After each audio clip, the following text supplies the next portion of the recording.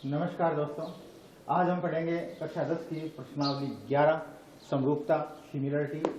समरूपता है, बिंदुपथ है, त्रिकोणमिति है। ये प्रश्नावलियाँ कुछ ऐसी प्रश्नावलियाँ हैं जिनमें बच्चे थोड़ा सा दूर भागते हैं और जिन्हें इंटरेस्ट आ जाता है वो इन्हें बहुत अच्छे ढंग से पढ़ते हैं और एज ए मनोरंजन के हिसाब से पढ़ते हैं। तो बहुत अच्छी प्रश्नावली है समरूपता। आइए पढ़ते हैं। समरूपता, देखिए समरूपता क्या है। हमने इससे पहले पढ़ा सर्वांग समता। हमने पहले पढ़ा सर्वांग सम के बारे में, मैंने आपको पिछली प्रश्नावली में बताया था। तो सर्वांग सम और समरूपता में क्या फर्क होता है?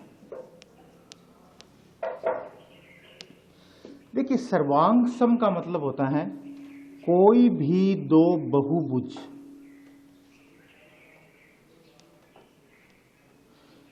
एकदम बराबर हो, उनके तीनों कोण बराबर हो, उनकी तीनों संगत भुजाएं बराबर हो, तो वो सर्वांग सम होते हैं।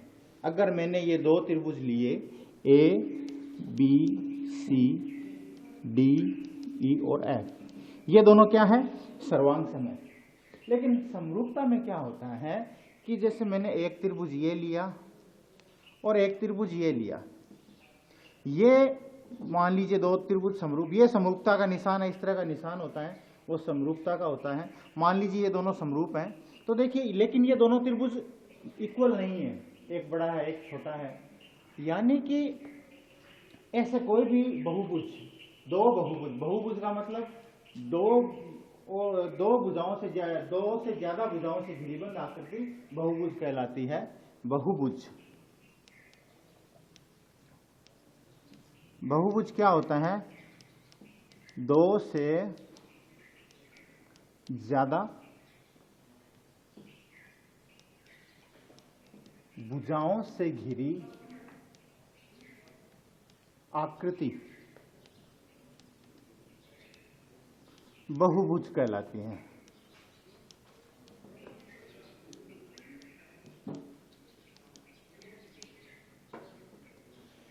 सर्वांग समता में आकार समान होते हैं, जबकि समरूपता में आमाप समान होते हैं।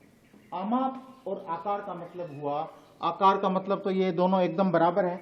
जैसे ये हाथ, इस हाथ के ऊपर मैंने अगर ये दूसरा हाथ रख दिया तो ये दोनों इतने इक्वल है कि नीचे वाला हाथ दिखाई नहीं दे रहा है, ये आकार में दोनों बराबर हैं। ठीक इसी तरह से वो सर्वांग समता होगी। लेकिन इसमें क्या है, जैसे आपने एक पासपोर्ट साइज की फोटो खिंचवाई और फिर आपने स्टूडियो वाले को कहा कि इसी फोटो को बड़ा बना के दे दो, तो उसने उसी फोटो को बड़ा कर दिया। बड़ी फोटो करने के लिए उसने दोबारा से आपकी फोटो क्लिक नहीं की। यानी कि जब उसने उस फोटो को बड़ा किया तो उस कंडीशन में आकार बड़ा हुआ, न कि एंगल वो के वो रहे। आमाप जो है, जो आमाप है वो का वो रहा, लेकिन आकार बड़ा हो गया, आकार बदल गया। तो वो चीज समरूपता होती है। और सर्वांग समता का मतलब ये दोनों क्या होते हैं? इक्वल होते हैं। देखिए, समरूपता में हमें दो बातें पता होनी जरूरी है। नंबर एक बात,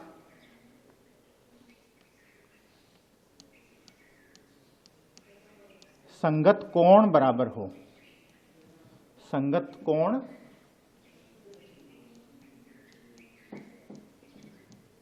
बराबर हो। और दूसरी बात होती है, भुजाएं हैं वो समान अनुपात में हो, समानुपाती हो। भुजाएं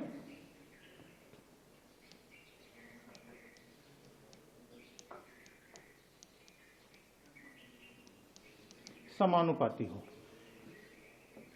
संगत कोण का मतलब देखिए, ये मैंने लिखा कोण ए, कोण बी और कोण सी, कोण डी, कोण ई और कोण एफ।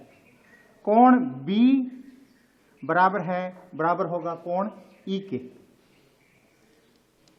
कोण बी बराबर होगा कोण ई के। कोण सी बराबर होगा कोण एफ के। कोण सी बराबर होगा कोण एफ के। और कोण ए बराबर होगा कोण डी के। कोण ए बराबर होगा कोण डी के। तो इस तरह से ये जो संगत कोण है वो एक दूसरे के बराबर होने चाहिए।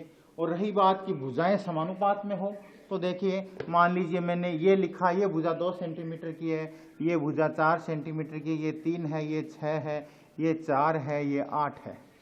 ये मैंने भुजाओं के माप लिखे मान लीजिए, ठीक है, एक बार आपको समझाने के लिए।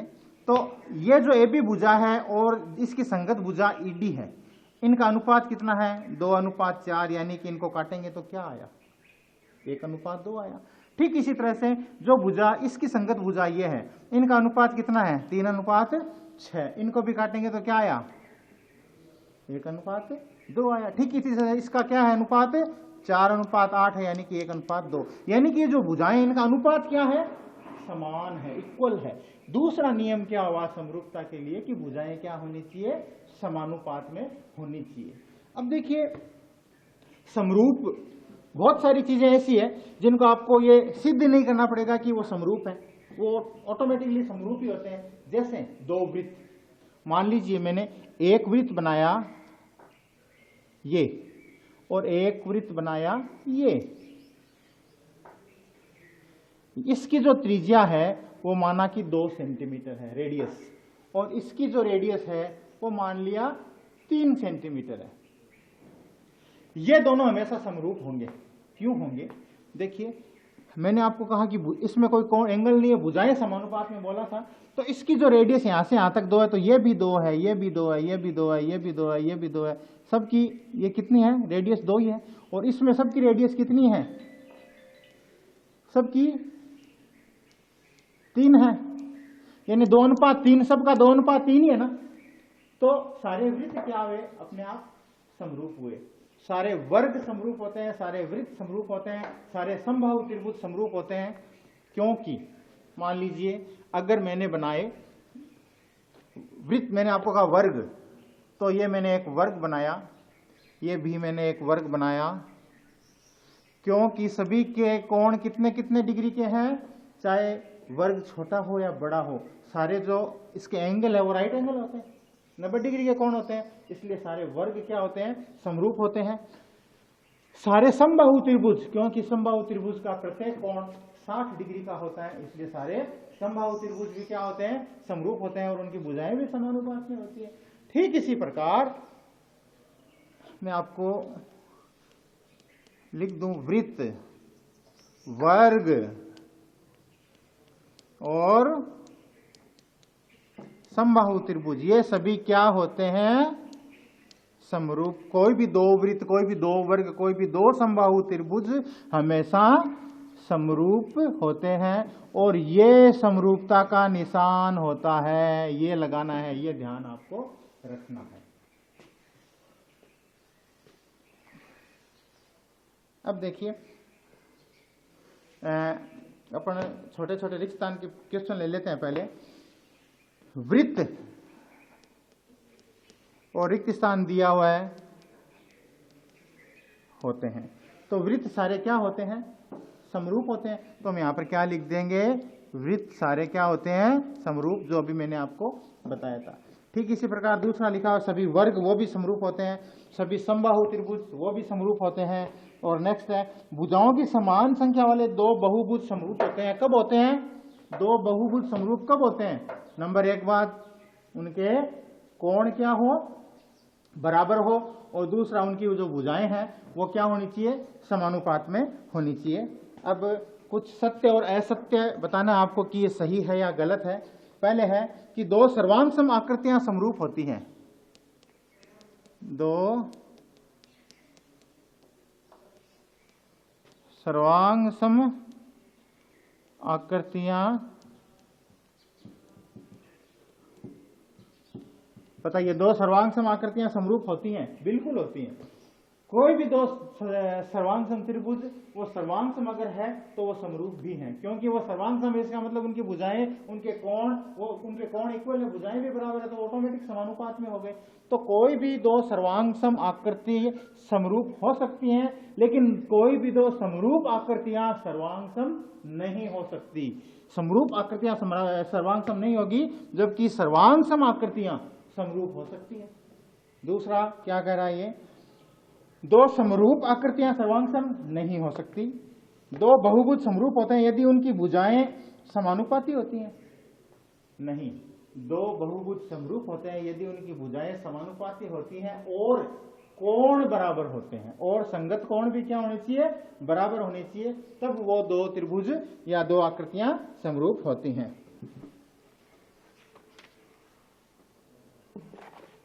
अब देखिए हम 11.2 लेते हैं। देखिए हम लेते हैं 11.2। उससे पहले आपको मैं बता दूं कि मान लीजिए मैंने ये दो त्रिभुज लिए A B C D E और एफ। मैंने एक भुजा खींची। चलो पहले एक त्रिभुज का बताता हूं आपको। मैंने एक भुजा खींची डीई, एक रेखा खींची। ये जो डीई रेखा है ये बीसी के समांतर है। ये क्या है? बीसी के समांतर है, पैरेलल है। अगर ऐसा होता है कि ये दो भुजा में हम समांतर खींच देते हैं तो इसमें थेल्स प्रमेय लगती है। थेल्स प्रमेय क्या हो जाती हैं?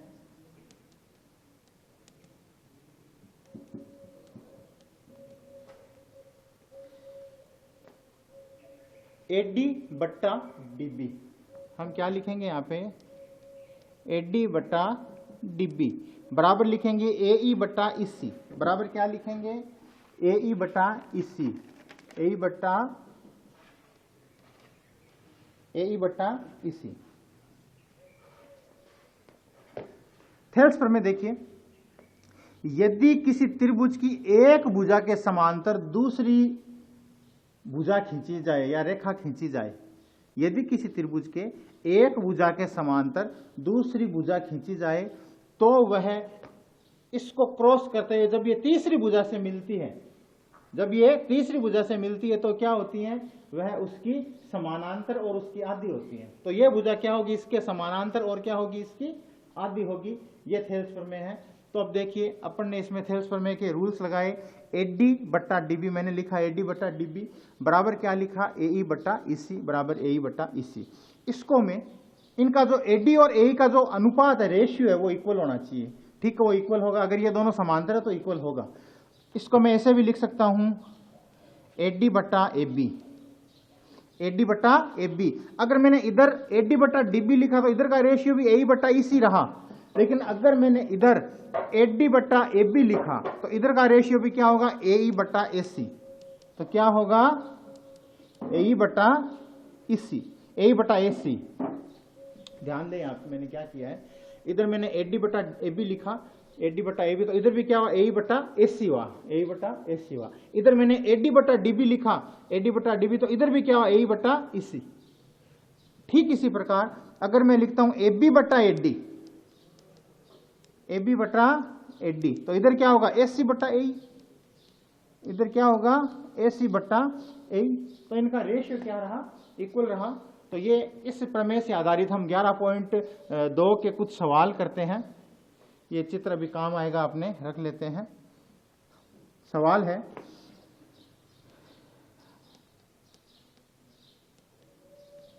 त्रिभुज एबीसी में एससी, इस पे यही सवाल दिया हुआ है जो मैंने चित्र बनाया कि एक त्रिभुज है एसी एबीसी जिसमें एक डी रेखा है जो इसके समांतर है। अब आगे क्या करना है देखिए, एडी बराबर 6 सेमी, एडी बराबर दिया हुआ हमें 6 सेमी। उसके बाद में डीबी बराबर 9 सेमी, डीबी बराबर 9 सेमी और एई बराबर 8 सेमी। एई बराबर कितना दिया हुआ है? 8 सेमी। और ज्ञात करना है एसी, ज्ञात करना है एसी का मान। एडी 6 है तो मैंने यहां पे एडी की जगह क्या लिख दिया? 6 लिख दिया। डीबी 9 है, ये डीबी की जगह 9 लिख दिया। एई 8 है, एई की जगह 8 लिख दिया। एसी ज्ञात करनी है, इसी का पता नहीं है तो मैंने इसी को मान लिया, एक बार अक्स मान लिया। या आप एसी की जगह इसी की जगह इसी लिख सकते हैं। तो देखिए यहां पर मैंने क्वेश्चन मार्क लगा दिया। हमारी थेल्स प्रमेय कहती हैं एडी बट्टा डीबी बराबर क्या होगा? एई बट्टा इसी बराबर क्या हुआ, ए बट्टा इसी। एडी की वैल्यू क्या है, 6/9 बराबर 8/80। हमने ये मान ऐसे कैसे पुट कर दिए। अब देखिए ये कट रहे हैं, 3 के पाड़े से 2 और 3 आ गया। अब हम क्या करेंगे, वज्र गुणा करेंगे तो इसी का मान आएगा। तो हम लिखेंगे 2 इसी बराबर 8 गुणा 3, इसी बराबर 8 गुणा 3 बट्टा क्या हुआ, 2 हुआ। 2 और 8 को काट दिया तो इसी की वैल्यू क्या आई, 12। तो मैंने यहां पर क्या लिख दी, 12। देखिए हम देखते हैं कि इनकी रेशियो इक्वल है क्या, 6:8। 2 का भाग जा रहा है, क्या आया, 3:4। 9:12, 3 का भाग जा रहा है, 3:4। दोनों का रेशियो इक्वल आया ना। तो इसलिए ये समांतर है। अगर ये समांतर नहीं होगी तो ये रेशियो इक्वल नहीं आ सकता। ये दोनों रेखाएं समांतर होनी जरूरी है। लेकिन हमें पूछा क्या गया था, यहां पर हमने इसी का मान निकाला। पूछा क्या था, एसी। तो एसी तो यहां से लेके यहां तक है, पूरी है एसी। तो हम यहां पर लिखेंगे एसी बराबर क्या होगा, ए प्लस इसी। एसी बराबर ए प्लस इसी। तो एसी की वैल्यू क्या हो गई, ए कितनी है, 8। इसी अपन ने कितना निकाला, 12। तो एसी इज इक्वल टू कितना आ गया, 20। ये हमने एसी की वैल्यू निकाल ली। यहां पर आ जाएगा 20 सेंटीमीटर। ये हमारा थेल्सफॉर्मे का सवाल हुआ। एक और करते हैं अपन।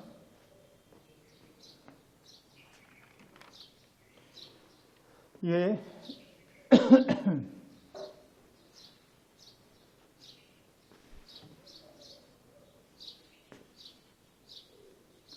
इसी सवाल में देखते हैं।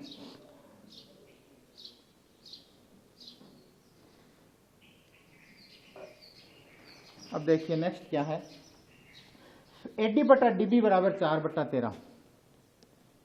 एडी बटा DB equal to 4/13, 4/13 AC equal to 20.4। AC जो हमें दिया हुआ है वो 20.4 दिया हुआ है। इसी का मान ज्ञात करना है, इसी का मान ज्ञात करना है। तो हम अपनी थेल्सफॉर्मूला लगाते हैं, एडी बटा डीबी, एडी बटा डीबी बराबर ए बटा इसी, ए बटा इसी। एडी बटा डीबी की वैल्यू आपको क्या दी हुई है, 4/13। तो मैंने यहां पर इसकी जगह लिख दिया 4/13 बराबर, अब ए की जगह ए लिख दिया। इसी जो है, ये जो इसी है, ये इसी कहां से आया, ये देखिए इसी कैसे आएगा। हम क्या करेंगे, पूरे एसी में से अगर ए ही घटा दे, थेल्स प्रमेय के अनुसार अपन काम कर रहे हैं, पूरे एसी में से अगर ए ही घटा दे तो बचेगा क्या अपने पास, इसी बचेगा। अगर एसी में से ए ही घटा दे तो हम यहां पर लिखेंगे एसी माइनस एई, एसी माइनस एई। अब देखिए एसी की वैल्यू आपको पता है तो हम यहां पर लिखेंगे, इधर बना देता हूं मैं, 4/13 बराबर एई बट्टा एसी की जगह कितना लिख दूं, 20.4। तो 20.4 माइनस एई, क्योंकि एई की वैल्यू अपने पास है नहीं। अब हम क्रॉस मल्टीप्लीकेशन करेंगे, क्रॉस गुणा करेंगे। तो 13 को एई से गुणा किया तो 13 एई आ गए, बराबर 4 को इनसे गुणा करेंगे तो 4, 20.4 माइनस एई,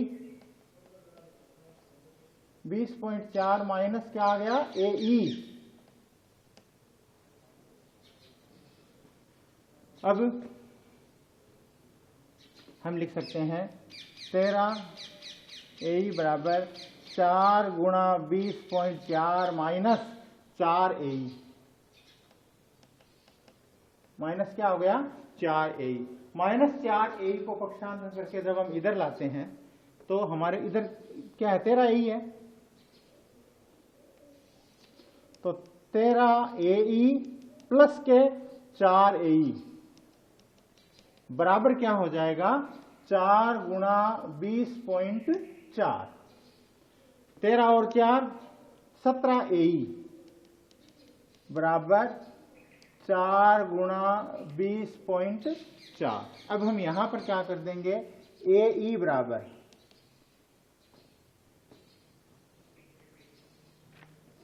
4 गुणा 20.4 बटा 17।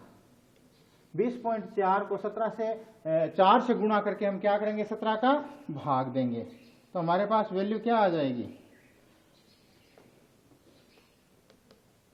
गुणा करके जो भाग देंगे तो अपने पास आ जाएगा 4.8 सेंटीमीटर। कितना आ जाएगा, AE बराबर आ जाएगा 4.8 सेंटीमीटर।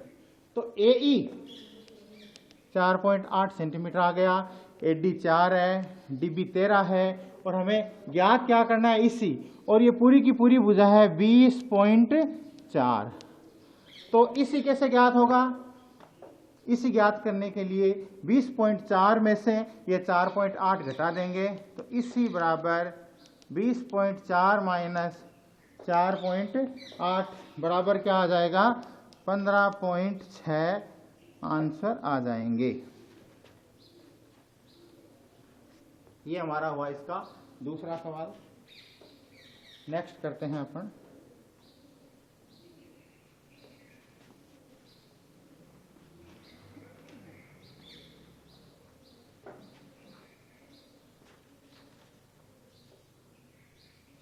फिर यही त्रिभुज रहेगा, इसी त्रिभुज में वापस से नेक्स्ट सवाल आ जाता है।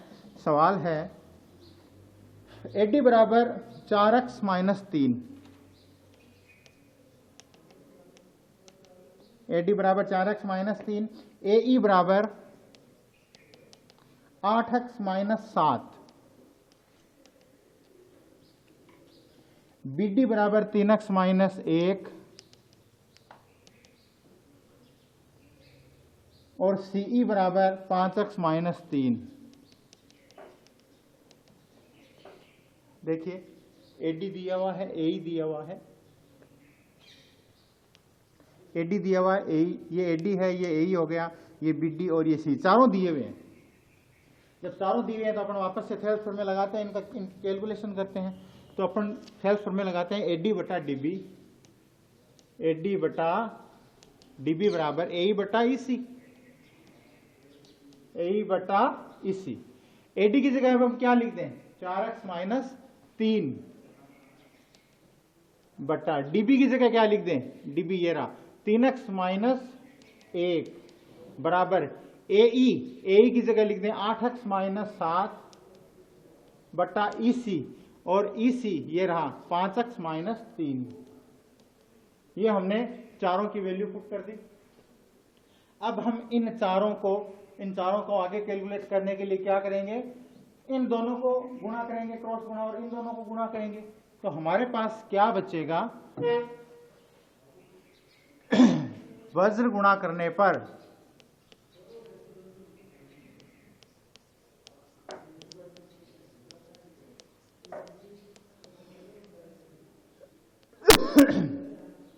तो 4x माइनस 3 को गुणा करेंगे 5x माइनस 3 से,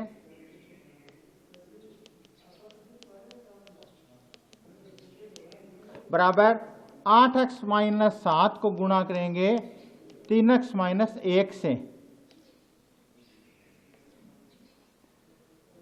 4x minus 3, 5x minus 3, 8x minus 7 और 3x माइनस 1। अब देखिए 5x को पहले इन दोनों से गुणा कर दो, फिर माइनस 3 को इन दोनों से गुणा कर दो। 5x को 4 से गुणा किया तो 20x स्क्वायर, 5x को माइनस 3 से गुणा किया तो माइनस के 15x। 5x को मैंने इन दोनों से गुणा कर दिया। अब माइनस 3 को इन दोनों से गुणा करूंगा तो माइनस के 12x, माइनस 3 को 4 से गुणा किया माइनस के 12x, माइनस 3 को माइनस 3 से गुणा किया तो आए प्लस के 9, बराबर इन दोनों को गुणा करते हैं। 3x को 8x से गुणा किया 24x,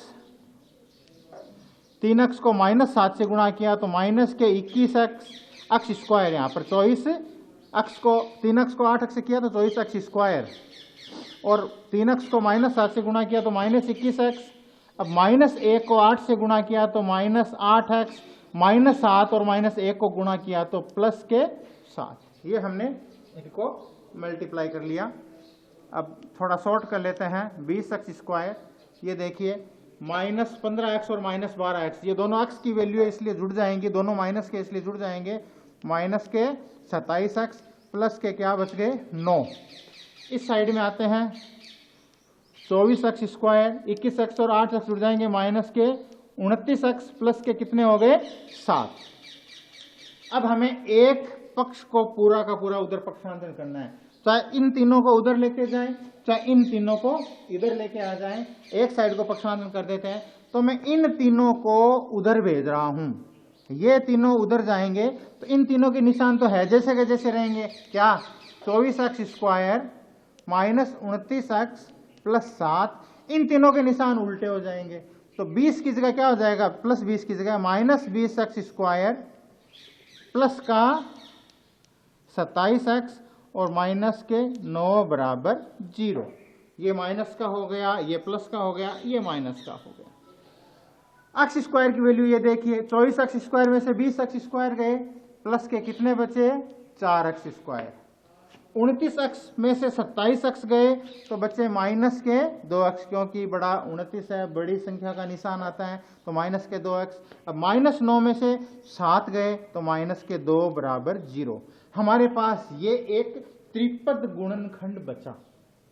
त्रिपद गुणनखंड को हल करने के लिए हमारे पास इनके टुकड़े करने पड़ेंगे हमको। यहाँ पर हमारे पास 3 तरीके हैं हल करने के लिए।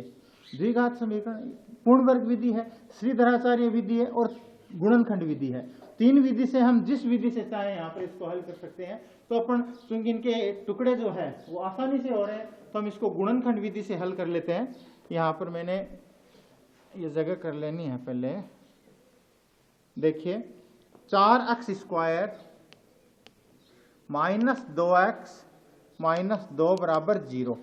4 को 2 से गुणा किया, 4 को गुणा किया -2 से, तो माइनस के कितने आए 8, और बीच में कितने हैं माइनस के 2। गुणनखंड आपको मैंने शुरू की प्रश्नावलियों में समझाए हैं किस तरह से टुकड़े होते हैं, कैसे गुणा करते हैं। तो पहली और लास्ट संख्या को गुणा करते हैं। अब हमें ऐसी 2 संख्याएं चाहिए जिनको गुणा करने से माइनस के 8 आए। तो -4 को अगर मैं प्लस के 2 से गुणा करता हूं तो माइनस के 8 आ जाते हैं, और -4 और प्लस के 2 यानी -4 में से 2 गए तो क्या बच गए -2 बच गए वापस से। ये आपने 9th क्लास में 8वीं क्लास में भी किए होंगे। तो हमारे जो टुकड़े हुए वो -4 और प्लस के 2 हुए। तो हम यहां पर क्या लिख देंगे 4x² माइनस 4x प्लस के 2x माइनस 2 बराबर 0। ये देखिए 4x में से वापस से 2x गए तो वापस माइनस के 2x आ गए। अब यहां पर हम क्या करेंगे, 2 के जोड़े बनाएंगे हल करने के लिए। इन दोनों में क्या कॉमन आया, कॉमन हमेशा छोटी घात आती है। 4x² माइनस 4x में से कॉमन आया 4 है दोनों में, x² और x में छोटा कौन है x है, तो x आ गया। 4x का भाग इसमें दिया तो x माइनस 1 बचा, इसमें भी 2 कॉमन आ गया तो x माइनस 1 बचा बराबर 0। ये दोनों सेम होने चाहिए। गुणनखंड त्रिपद जब गुणनखंड हल करते हैं, ये दोनों कोष्टक में जो आए हैं वैल्यू x माइनस 1, तो यहां पर भी x माइनस 1 ही आनी चाहिए थी। अब एक तो 4x प्लस 2 आया हमारे सामने जो हमने कॉमन लिए थे, एक क्या था x माइनस 1, दोनों में से एक बार लिखना पड़ता है इनको, बराबर क्या है 0 है। अब देखिए यहां पर 4x प्लस 2 है, तो 4x प्लस 2 इजिकल टू हम क्या करेंगे, यहाँ पे 0 करेंगे। अब इस 2 का अपन पक्षांतरण कर देंगे तो 4x बराबर क्या करेंगे, 2 जो है प्लस की जगह यहाँ पर क्या हो जाएंगे, अब माइनस के हो जाएंगे।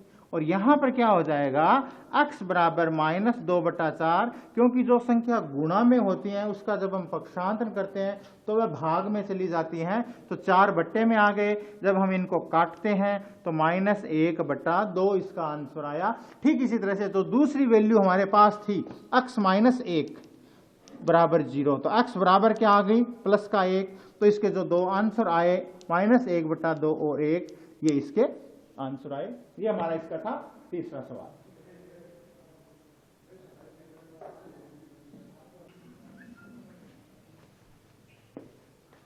अब हम करते हैं नेक्स्ट सवाल, तीसरा सवाल। देखिए एक आकृति दी हुई है, सवाल नंबर 3, एक आकृति दी हुई है। दी गई आकृति में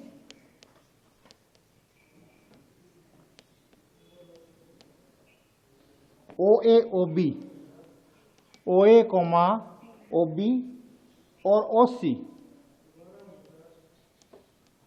OC क्रमशः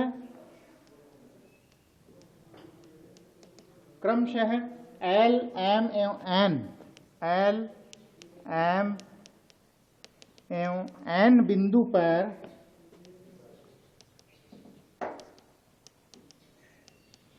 इस प्रकार स्थित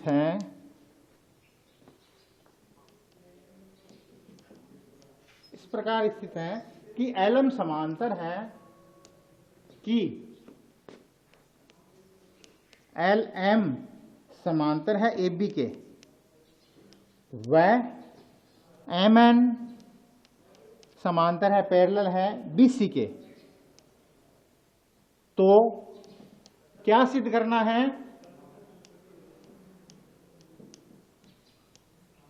दर्शाइए कि LN समांतर SC, LN समांतर है SC के। ये हमें प्रूव करना है। चित्र हमें दिया गया है, वो चित्र मैं बना देता हूं। ये चित्र दिया गया है।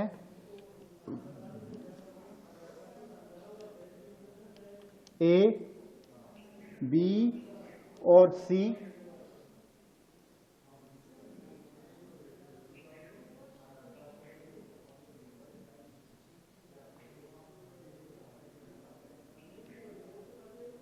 ये बीच में O है, ये L है और ये M है और ये N है। ये हमें चित्र दिया गया है। अब आप देखिए इसको किस तरह से करना है। ये हमें आकृति दी गई OA, OB और OC, OA, OB और OA, OB और OC, ये तीनों क्या है? L, M व N बिंदु पर इस प्रकार स्थित है, L, M और N पर स्थित है कि LM समांतर AB, LM समांतर है AB को। पहले अपन यही लाइन लेते हैं। देखिए, पहले हमें जो दिया हुआ होता है हमेशा पहले वो चीज लेते हैं, उसके बाद में जो प्रूव करना है वो अपने आप सामने आ जाएगा। हमें दिया हुआ है सबसे पहले LM समांतर AB, तो मैंने लिया LM समांतर AB। तो देखिए LM तो ये है, ये इसके समांतर है, ये दोनों रेखाएं समांतर है आपस में। तो त्रिभुज कौन सा हो गया? ये हो गया, ये वाला त्रिभुज हो गया, त्रिभुज OAB। हमने कौन सा त्रिभुज लिया?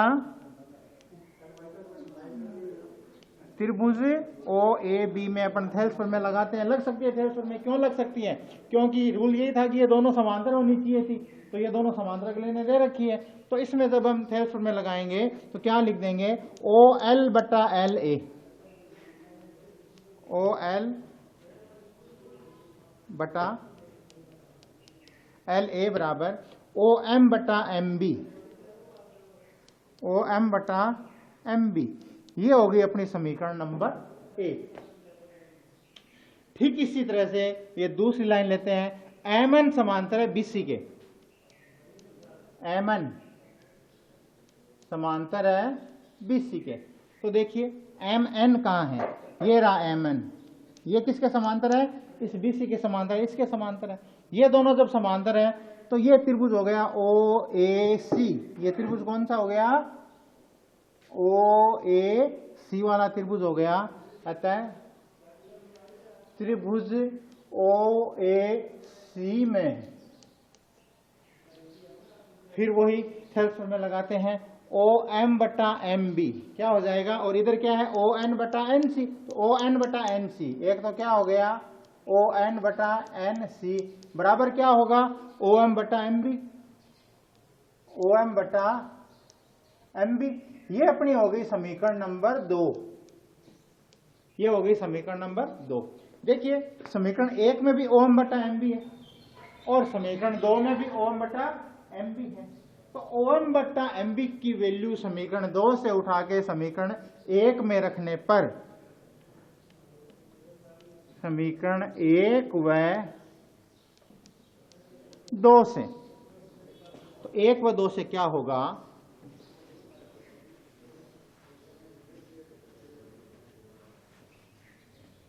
OL बट्टा LA बराबर क्या बचा, ON बटा NC, ON बटा NC। अब देखिए OL बटा LA, OL यही तो हुआ बटा LA, यानी ये पूरी रेखा हो गई। OL बटा LA बराबर क्या है, ON बटा NC, ON बटा NC। ये देखो ये तो थेल्स प्रमेय हो गई, OL बटा LA बराबर ON बटा NC, ये क्या हो गई, थेल्स प्रमेय। और थेल्स प्रमेय कब लगती है, जब ये दोनों रेखाएं समांतर हो तभी लगती हैं। अब इस त्रिभुज पे ये अपने आप ही थेल्स प्रमेय लग गई। इसका मतलब क्या हुआ कि ये जो दोनों रेखाएं हैं, ये दोनों भुजाएं हैं, ये क्या है, एक दूसरे के समांतर है। और हमें यही सिद्ध करना था कि LN समांतर है AC के तह सिद्ध होता है कि LN समांतर है AC के। ये अपन ने इसको हल किया, LN समांतर AC।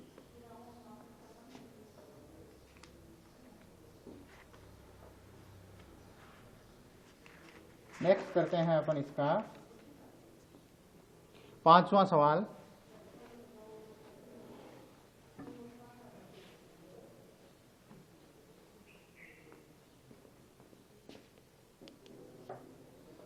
पांचवा सवाल है, आकृति में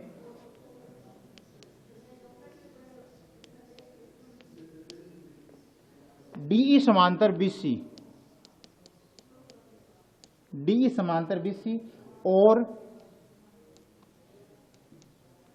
CD समांतर EF है। CD है समांतर है EF के, तो सिद्ध कीजिए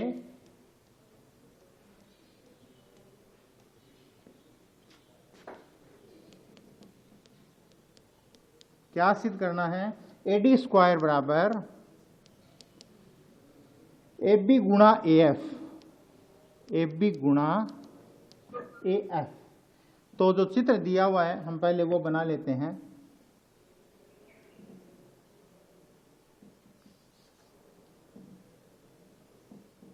ये एक त्रिभुज दिया हुआ है A, B और C, ये एक भुजा है D और E। अभी चित्र और है, इतना चित्र में देखिए कि अपन को क्या दिया, DE और BC के आपस में समांतर हैं। तो इस त्रिभुज में तो अपन थेल्स प्रमेय लगा ही सकते हैं। इतने में तो ये जो है AD बट्टा हम लिख सकते हैं DB। त्रिभुज ABC में AD बट्टा DB बराबर इधर क्या हो जाएगा, AE बट्टा AC, समीकरण नंबर 1। अब आगे चित्र और बनाते हैं। AD इधर लिया, AD बटा इधर क्या लिया अपन ने, AB लेने हैं। ऐसा करते हैं AB बटा AD करते हैं, इसको AB बटा AD करते हैं ताकि इजी हल हो जाए, थोड़ा आपको कम काम करना पड़ेगा। AB बटा AD, तो इधर क्या हो जाएगा AC बटा AE। देखिए जो अनुपात मैं इधर लूंगा वो का वो अनुपात उधर लूंगा। इधर मैंने AB लिया पूरा, तो इधर भी क्या ले लिया, पूरा का पूरा AC। इधर फिर मैंने AD लिया ऊपर वाली भुजा, तो इधर भी ऊपर वाली भुजा AE ले ली। ये अपनी समीकरण नंबर 1 हो गई। अब इसका आगे का चित्र बनाते हैं। ये रेखा इससे मिली हुई है आकृति के अनुसार, और ये भी रेखा इससे मिली हुई है। दूसरा अपना क्या लिखा हुआ है, CD समांतर EF। इनको अपन ये देखिए CD और इसको नाम दे देते हैं F। CD और F ये दोनों भी क्या है, आपस में समांतर है। तो त्रिभुज AD और C, त्रिभुज क्या मिला अपन को, AD और C में त्रिभुज ADC में देखिए AD बटा AF, AD बटा AF इसी तरह से ले लिया, AD बटा AF बराबर अपन कर देंगे AC बटा AE, AC बटा AE। हमने जो ये त्रिभुज लिया इसमें ये दो रेखाएं समांतर हैं, तो एक तो अपन ने लिया AD बटा AF, तो इधर क्या हो गया AC बटा AE, इसके समानुपात भुजा अपन ने ले ली। अब देखिए समीकरण 1 में क्या है, AC बटा AE है, और समीकरण 2 में भी क्या है, AC बटा AE है। तो समीकरण 2 का मान 1 में रखते हैं, तो आगे हम लिखेंगे 1 व 2 से AB बट्टा AD बराबर क्या होगा, AD बट्टा AF बराबर क्या होगा, AD बट्टा AF। जब हम इनको वज्र गुणा करेंगे तो AD को AD से गुणा करेंगे, क्या आएगा, AD स्क्वायर बराबर क्या आएगा, AB गुणा AF। यही अपन को प्रूव करना था, AD स्क्वायर बराबर AB गुणा AF। इस तरह से हमने ये प्रूव कर लिया जो थेल्स प्रमेय लगा के कि अगर इस साइड का जो अनुपात जितना भी होगा उतना का उतना सेम अनुपात हमें उस साइड में करना है। पहले वाले त्रिभुज में मैंने क्या किया, AB पूरा लिया, तो दूसरी बार AB बटा AD किया, तो AB पूरा और AD यहां तक, फिर AC बटा AE कर लिया। ठीक ऐसे कैसे अपन ने ये दूसरे त्रिभुज में कर लिया। ठीक है, तो अब हम नेक्स्ट सवाल करते हैं इसका।